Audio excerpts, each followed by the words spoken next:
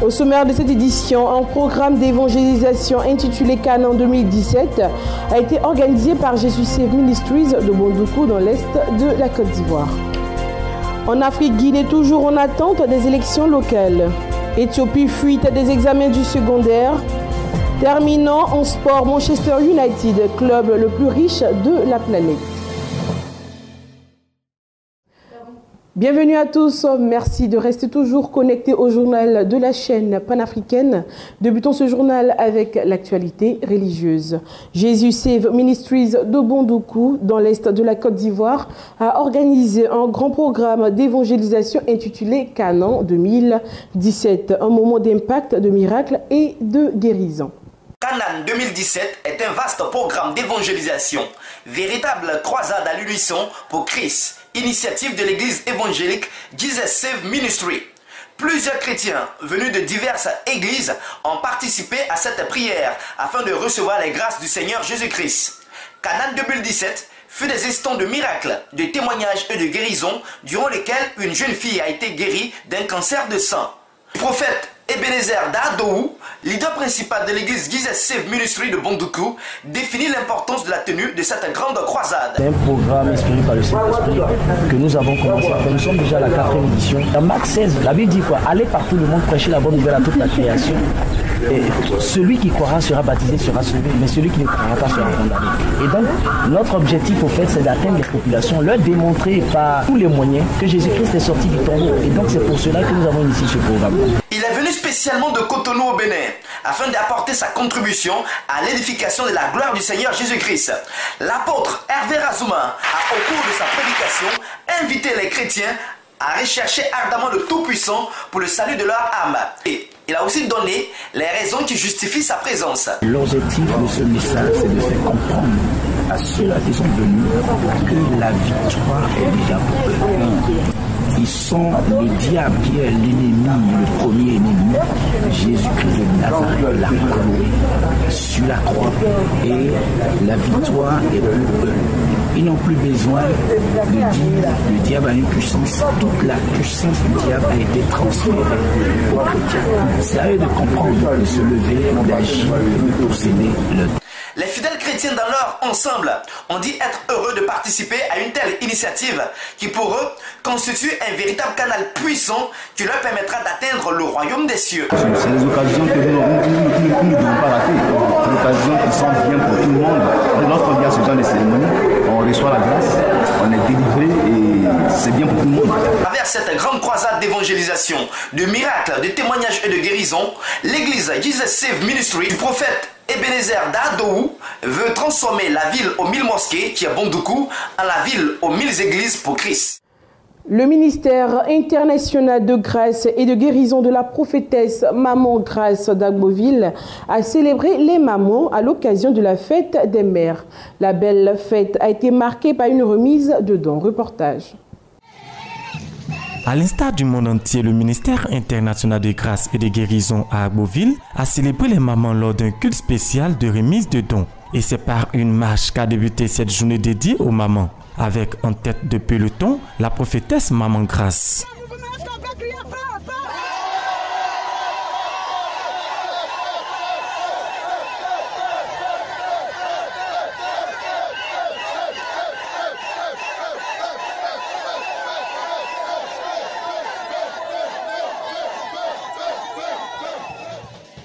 Mais c'est au temple de grâce et de guérison que la fête a véritablement eu lieu dès l'entrée de la prophétesse Maman Grâce, suivie de ballets et de prestations diverses.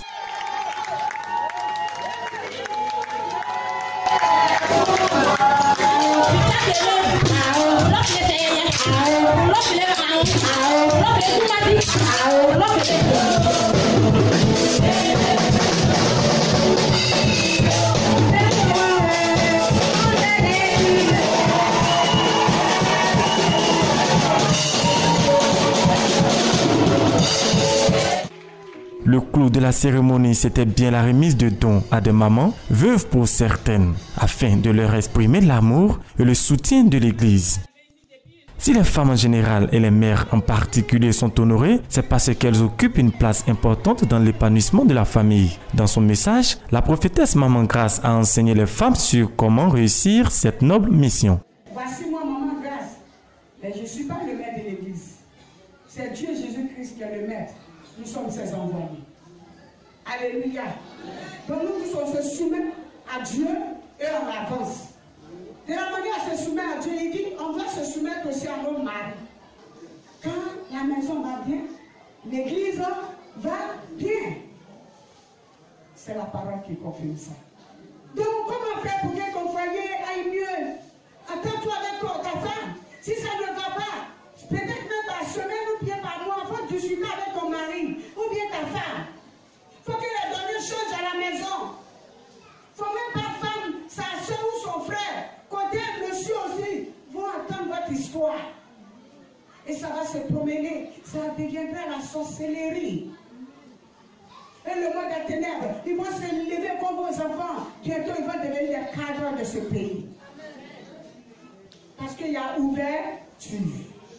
Alléluia. Mais ce soir, j'ai pris. Il faut que le foyer soit uni, soit soudé.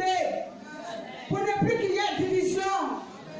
Un repas d'ensemble a mis fin à cette belle cérémonie de célébration des mères du ministère international de grâce et de guérison d'Agboville.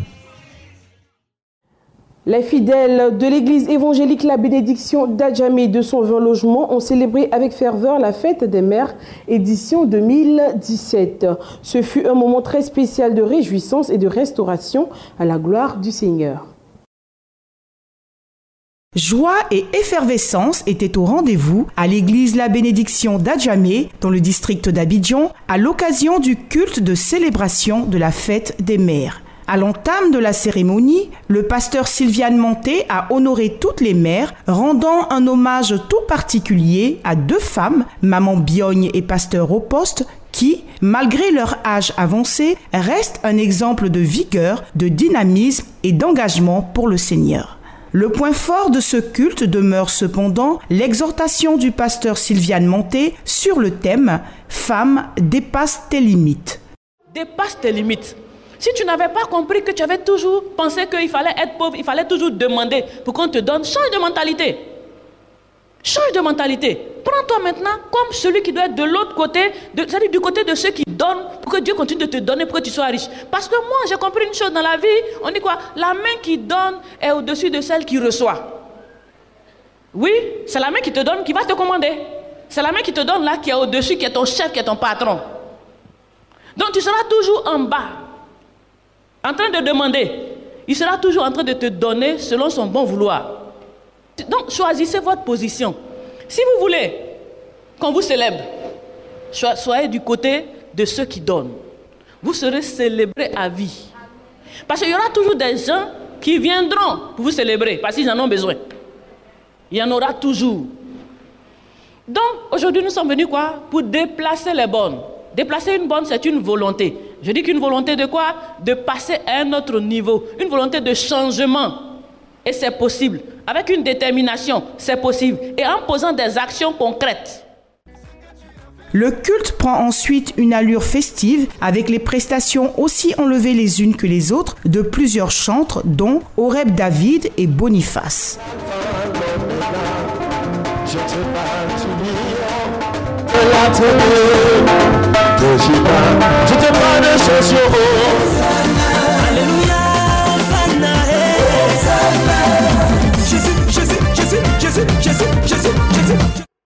Les enfants ne sont pas restés en marge de cette fête et ont su magnifier leur mère via des sketchs et des ballets. C'est autour d'un ravissant gâteau spécial Fête des Mères que s'est achevé ce mémorable culte. Sur le continent africain, prison 3 ans après son exil en Afrique du Sud, Thomas Taban est de retour à la tête de son pays. L'ancien chef du gouvernement a remporté les législatives avec 48 sièges sur 120. Thomas Taban a remporté les élections législatives au Lesotho. Après des mois de campagne et une concurrence rude, l'ancien Premier ministre a retrouvé le poste qu'il occupait jusqu'en 2014. L'annonce de sa victoire a été faite le mardi 6 juin par la commission électorale indépendante du Lesotho. Il a dû tirer les leçons de l'enseignement de son échec de 2014. Et à partir de ce moment-là, puisque n'oublions pas qu'il est revenu en 2015, il a été battu. Puis il est reparti en exil pour revenir en février de cette année 2017. Donc entre février et aujourd'hui, presque plus de 4 mois, il est là, il bat campagne, il gagne le pouvoir, il prend le pouvoir et c'est que le premier défi, il est là. C'est-à-dire qu'il faut qu'il se réconcilie avec l'armée, qu'il y ait une confiance. La Convention des Basottos remporte ses législatives avec 48 sièges sur 120. Pour obtenir ces résultats, Thomas Taban a dû s'allier avec d'autres petits partis. L'objectif était d'avoir une coalition assez puissante pour faire face au parti du Congrès des démocrates du Premier ministre sortant, Pakalita Mosisili. Nous avons l'intention de former un gouvernement avec l'Alliance démocratique, le Parti national Basotho et le Congrès réformé du Lesotho. Âgé de 77 ans, Thomas Taban aura la lourde tâche de relancer l'économie nationale, mais aussi de ramener la paix et la stabilité dans le royaume. Il devra surtout trouver un terrain d'entente avec les militaires qui restent très influents au Lesotho. En Guinée, les élections locales sont toujours attendues, censées se tenir en février 2017. Ces élections sont demandées par l'opposition et la société civile conformément aux accords signés pour l'organisation des élections régulières. L'organisation des élections locales prévues en février 2017, toujours attendue en Guinée. Pourtant, l'Assemblée nationale a dans la loi de finances 2016 voté un budget de 400 milliards de francs guinéens pour l'organisation des élections communales et communautaires. Le gap de 50 milliards de francs guinéens, soit 5 milliards de dollars, devait être financé par les partenaires de la Guinée dans le cadre d'un projet d'appui à l'organisation des élections. En décembre 2016, la Commission électorale nationale indépendante ne disposait que de 17% de son budget global. De l'autre côté, la société civile et l'opposition exigent toujours la tenue des élections régulières. Dans notre constitution, il est dit que les collectivités sont dirigées par des bureaux élus. Le mandat des élus est issu depuis 2010. Jusqu'à présent, on a tout fait. On a marché, on a fait des manifestations, signé des accords politiques. M. Alpha Condé refuse d'organiser les élections locales. Mais ce qui est plus grave, c'est qu'il a nommé à la tête des quartiers, des districts et des communes des gens zélés de son parti qui participent activement à l'organisation des hold-up électoraux auxquels il nous a habitués. Sur le plan économique, la situation financière publique s'est améliorée en 2016. Le déficit budgétaire de la Guinée, qui s'était creusé à 8,9% du PIB en 2015, a été ramené à 1,3% en 2016. Des réalisations ont vu le jour dans plusieurs secteurs, notamment les infrastructures routières et hydroélectriques. Il y a des réalisations utiles, comme les barrages, mais qui ont été réalisées au double du prix, parce qu'il n'y a pas eu d'appel d'offres. On a confié la réalisation à des entreprises par l'intermédiaire d'amis sur des marchés de gré à gré. En 2016, la croissance économique en Guinée a atteint 5,2% grâce à la hausse de la production de bauxite et de l'or, ainsi qu'au rendement affiché par l'agriculture. Pour 2017, une croissance du PIB de 4,4% est attendue.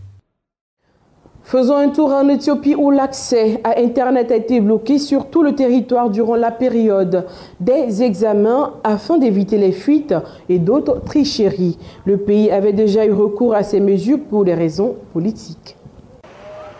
Depuis mardi 30 mai 2017, la connexion Internet est coupée en Éthiopie. Une mesure du gouvernement pour prévenir des fraudes dans les examens de fin d'année au secondaire. Les autorités veulent ainsi éviter que des possibles fuites d'épreuves se retrouvent sur les réseaux sociaux. Cette décision controversée a provoqué une vive polémique dans le pays. S'il y a des fuites d'épreuves, nous allons en souffrir. Cela peut entraîner un report des examens et un retard des résultats. Le fait de bloquer l'Internet n'est pas une mauvaise chose pour les élèves, même si cela affecte les autres citoyens. J'ai consacré beaucoup de ressources financières à l'ouverture de ce magasin. Je ne peux arrêter cette activité brusquement et passer à autre chose. Autrement, nous devons payer un service que nous n'avons pas utilisé et ce n'est pas juste. Les autorités éthiopiennes n'ont pas donné de date précise pour le rétablissement de la connexion. Cependant, les examens et concours prendront fin le 8 juin 2017. Lors de l'année scolaire 2016, des épreuves des concours professionnels et du baccalauréat ont été publiées sur les réseaux sociaux, occasionnant la reprogrammation des examens. Certains observateurs estiment que la coupure de l'Internet va affecter l'image de l'Éthiopie auprès des investisseurs. Cette habitude de couper l'Internet donne une mauvaise impression aux investisseurs, notamment étrangers. Addis Abeba doit être un hub pour les hommes d'affaires. Sinon, les gens vont s'orienter vers d'autres centres plus dynamiques comme Nairobi au Kenya ou encore le Caire en Égypte, où la connexion Internet est plus fiable qu'en Éthiopie. Plusieurs institutions ont été affectées par la coupure de la connexion Internet par les autorités. C'est notamment le cas de l'Union africaine dont le siège se trouve à Addis Abeba, capitale de l'Éthiopie. Cependant, le gouvernement précise que certains services, comme les banques et les compagnies aériennes, n'ont pas été déconnectés. Pour rappel, le gouvernement avait coupé l'Internet en 2015 et 2016 lors des contestations des Oromo. Le retrait des forces de maintien de la paix de la CEDEAO en Guinée-Bissau a débuté. Un premier groupe de 65 hommes du 5e contingent nigérian a quitté la Guinée-Bissau avec le sentiment du devoir accompli. Le retrait des forces de maintien de la paix de la CEDEAO en Guinée-Bissau a débuté ce week-end. Un premier groupe de 65 hommes du 5e contingent nigérian de l'ECOMIB a quitté la Guinée-Bissau dimanche avec le sentiment du devoir accompli. Le contingent nigérian a été une composante essentielle de tous les succès que l'ECOMIB et la CEDEAO ont enregistrés en Guinée-Bissau. Un départ également salué par la présidence de la commission de la CEDEAO. Je voudrais exprimer à ces 65 officiers, à ces 65 éléments de la troupe qui s'apprêtent à rejoindre leur pays, toute la satisfaction de la CEDEAO. 700 hommes composaient le contingent nigérian qui opère en Guinée-Bissau depuis 2012. Le retrait de la totalité des hommes se fera progressivement, les chefs d'État de la région s'étant engagés à prolonger leur mission de quelques mois supplémentaires au dernier sommet de l'organisation régionale au Libéria.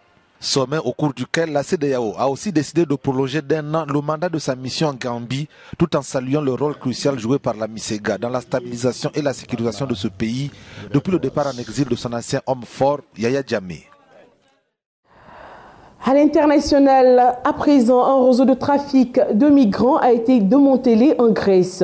6 ressortissants afghans et un Soudanais ont été interpellés dans cette opération conduite en coopération avec Europol et la police britannique. Suivant. La police grecque annonce avoir démantelé un réseau de trafic de migrants qui cherchait à rejoindre les pays d'Europe occidentale. 6 ressortissants afghans et 1 Soudanais ont été interpellés dans cette opération conduite en coopération avec Europol et la police britannique. Un passage pour la France ou l'Allemagne coûtait entre 4 et 6 000 euros, le double si le migrant souhaitait aller en Grande-Bretagne. Les trafiquants procuraient aux migrants des passeports volés pour faciliter leur embarquement dans les aéroports sur des vols réguliers. Le réseau faisait surtout passer des migrants vers le nord via la route des Balkans, une route que des centaines de milliers de personnes avaient empruntée en 2015 avant que les pays européens ne ferment leurs frontières en mars 2016. Le parti conservateur de la première ministre Theresa May a perdu sa majorité absolue lors des élections législatives du jeudi 8 juin. Un revers pour Theresa May qui voulait avoir les coudées franches pour négocier le Brexit. Si cela se confirme, Theresa May qui espérait vraiment conforter sa majorité, peut-être même avoir plus de 100 députés de plus dans une chambre des communes qui compte 650 sièges, là sera vraiment fragilisé. Il est clair que le Parti travailliste a obtenu un score bien meilleur, à en croire ce sondage de sortie des urnes. Alors, des premières analyses, je crois que quelques-unes des conclusions sont d'abord que le Brexit et ce divorce avec l'Union européenne pose problème. C'est un Royaume-Uni qui n'est pas uni du tout et qui était très divisé. Donc je pense qu'il y a notamment des jeunes qui n'ont peut-être pas voté lors du référendum et qui maintenant se sont vraiment déplacés dans une espèce de revanche. Un fonds européen de défense a été présenté par la Commission européenne avec pour objectif d'améliorer la recherche et le développement des technologies militaires pour assurer la sécurité dans la zone UE. Améliorer la recherche et le développement des technologies militaires pour assurer la sécurité de l'Union européenne, voilà l'objectif du Fonds européen de défense présenté par la Commission européenne. La chef de la diplomatie des 28 précise cependant que ces propositions n'ont pas pour objectif de créer une alliance militaire entre les pays membres. L'enjeu est de maximiser la valeur ajoutée que l'Union européenne peut apporter aux États membres en matière de sécurité et de défense, y compris par davantage de coopération, que ce soit en matière de recherche, en matière de capacité de développement ou à travers les missions et les opérations civiles et militaires de l'Union européenne. Jusqu'en 2019, 90 millions d'euros seront consacrés à la recherche. Après 2020, la Commission prévoit un budget de 500 millions d'euros par an. Pour le vice-président de la Commission chargé des investissements, il s'agit de mutualiser les efforts. Nous utiliserons le budget européen pour le financement de prototypes. Il doit y avoir 3 entreprises au minimum, issues de 2 pays minimum, pour postuler à ces ressources, à ces subventions pour construire des prototypes conjoints. Ces propositions s'inscrivent dans le cadre de l'article 43 du traité sur l'Union européenne qui prévoit que l'Union peut avoir recours à des moyens civils et militaires. Toutes ces missions peuvent contribuer à la lutte contre le terrorisme. Le Brexit et les interrogations sur le soutien des États-Unis sont perçus comme une opportunité politique pour progresser en matière de défense.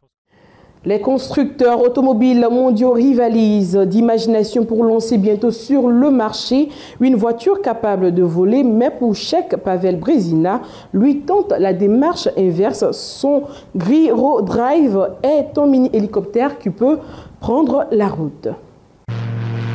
Conduire et voler, c'est désormais possible et légal. La concurrence dans la course vers le ciel est rude et cet ingénieur tchèque affirme que son Giro Drive est le premier véhicule au monde à avoir obtenu une licence valable à la fois au sol et dans les airs. Nous n'avons pas essayé d'apprendre à une voiture à voler. Au contraire, nous avons essayé d'apprendre à un gyrocoptère à rouler sur une courte distance. Il ne s'agit pas de faire des centaines de kilomètres, juste de rouler jusqu'à l'aéroport, la pompe à essence ou l'hôtel le plus proche. L'engin biplace utilise un rotor d'hélicoptère pour les mouvements verticaux et une autre hélice pour avancer.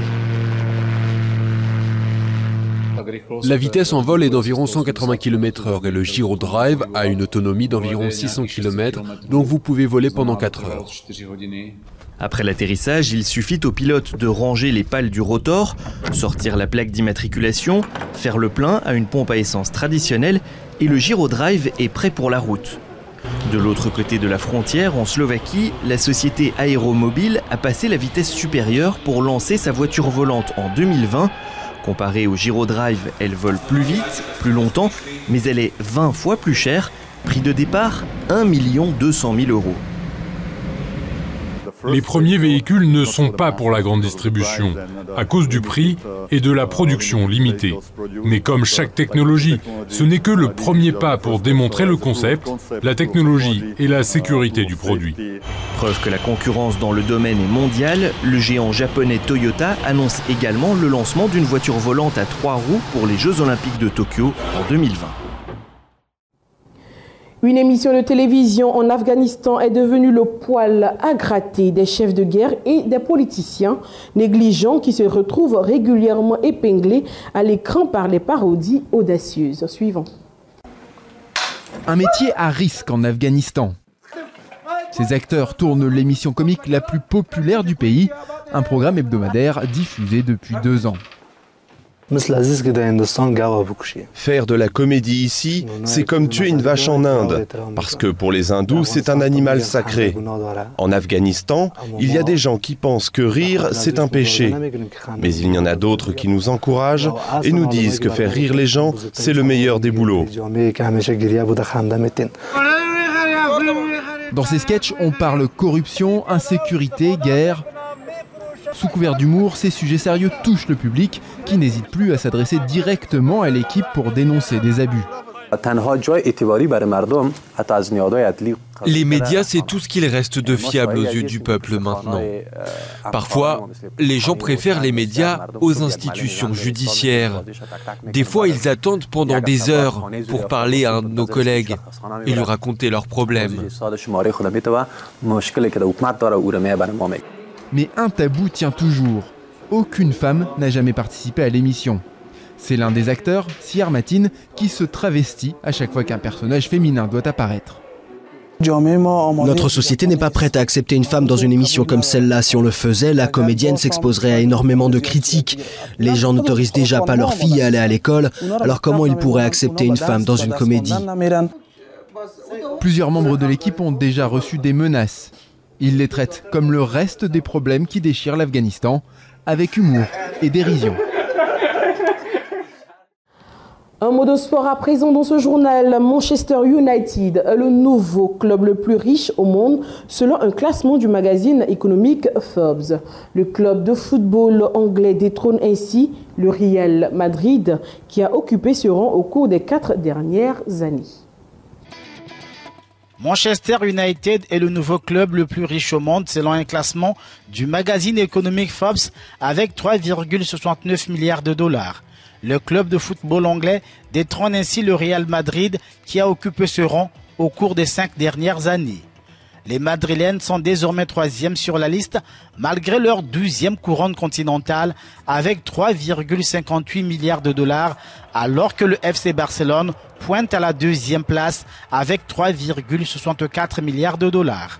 Le champion allemand, le Bayern Munich, avec une valeur de 2,71 milliards de dollars et Manchester City, 2,8 milliards de dollars, figurent dans le top 5 alors que Liverpool, Juventus, Arsenal et Chelsea sont dans le top 10. Selon Forbes, la valeur moyenne des 20 clubs les plus riches de la planète a augmenté de 3% par rapport à l'année dernière à 1,48 milliard de dollars. En sus de revenus records issus des droits de retransmission télé, à l'image des autres clubs anglais, les Mancuniens peuvent se vanter d'avoir aussi pas moins de 20 contrats avec des sponsors. Terminons ce journal avec une note triste. Abidjan est encore sous le choc après la mort du footballeur Cheikh Tioté. Cette disparition tragique affecte beaucoup d'Ivoiriens qui demandent toujours à comprendre. Abidjan encore sous le choc après la mort du footballeur Cheikh Tioté. La presse ivoirienne en a fait sa une. Une disparition tragique que beaucoup d'Ivoiriens ont du mal à expliquer. Cette mort nous a profondément touchés du fait que Cheikh Tioté était un vaillant guerrier qui a beaucoup apporté à l'équipe nationale de Côte d'Ivoire. Cheikh Tioté est décédé lundi en pleine séance d'entraînement à Pékin avec son club Beijing Enterprise. Le joueur âgé de 30 ans a soudainement perdu connaissance avant d'être transféré dans un hôpital sans être réanimé. C'est un grand coup pour le football ivoirien, surtout le football international, parce qu'il a quand même fait les grands jours des clubs européens et il s'est beaucoup donné quand même pour le football ivoirien. Donc c'est une grande perte pour le football. Dans nos centres, dans nos clubs, il y a des enfants qui veulent récemment Tioté. Et ces enfants, quand ils apprennent que Tioté est décédé sur le terrain, d'abord l'enfant il se pose beaucoup de questions. Donc c'est un coup dur pour la famille du football ivoirien. Depuis l'annonce de sa mort, les hommages se sont multipliés dans le monde entier. Sur les réseaux sociaux, ses ex-compagnons ont dit leur tristesse. La dépouille de l'international ivoirien sera rapatriée à Abidjan pour des hommages. Fin de ce journal, il a été préparé par l'ensemble de la rédaction. Excellente suite de programmes sur The Blessing Channel. Dieu vous bénisse.